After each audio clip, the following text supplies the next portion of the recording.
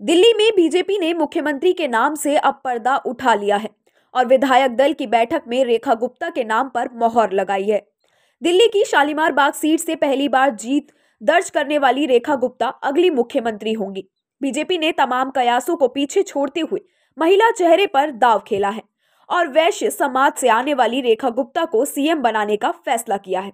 अब गुरुवार को रामलीला मैदान में वो दिल्ली की चौथी महिला मुख्यमंत्री के तौर पर शपथ ग्रहण करेंगी। रेखा गुप्ता ने दिल्ली विश्वविद्यालय से पढ़ाई की है और कॉलेज टाइम से ही वो अखिल भारतीय विद्यार्थी परिषद यानी कि एबीवीपी से जुड़ी रही।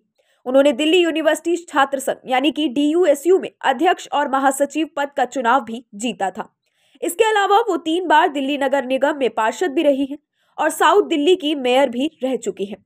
उन्होंने शालीमार बाग सीट से आम आदमी पार्टी की उम्मीदवार वंदना कुमारी को 30,000 वोटों से हराया है। उन्होंने पहली बार साल 2013 में शालीमार बाग से विधानसभा चुनाव लड़ा था। हालांकि तब आम आदमी पार्टी की वंदना कुमारी ने करीब 11,000 वोटों से उन्हें शिकस्त दी थी।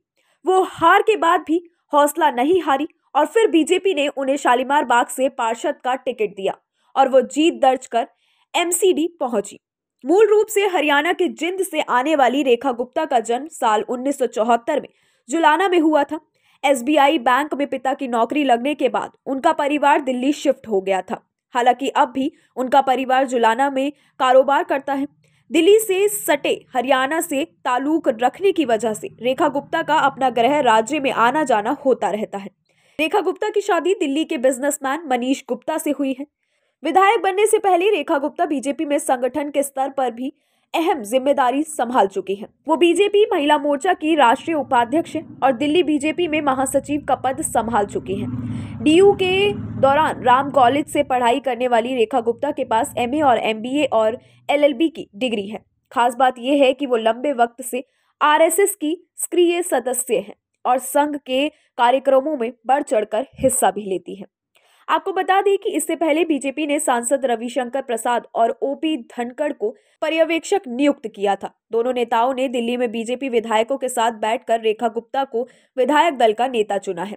उनके नाम का प्रस्ताव प्रवेश वर्मा और विजेंद्र गुप्ता ने रखा। अब बीजेपी का एक डेलीगेशन उपराज्यपाल वीके सक्सेना से मुलाकात कर सरकार बनाने का दावा पेश करेंगे। इसके बाद गुरुवार को रेखा गुप्ता दिल्ली की मुख्यमंत्री के तौर पर रामलीला ग्राउंड में भी शपथ लेंगी।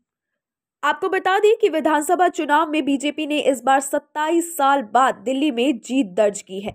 बीते एक दशक से राजधानी में आम आदमी पार्टी सत्ता में थी, जिसे इस बार सिर्फ 22 सीटें दर्ज हुई।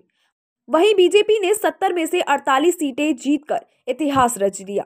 बीजेपी की बम्पर लहर में पूर्व सीएम अरविंद केजरीवाल, पूर्व डिप्टी सीएम मनीष सिसोदिया समेत आम आदमी पार्टी के तमाम वरिष्ठ नेता भी अपनी सीट गंवा बैठे।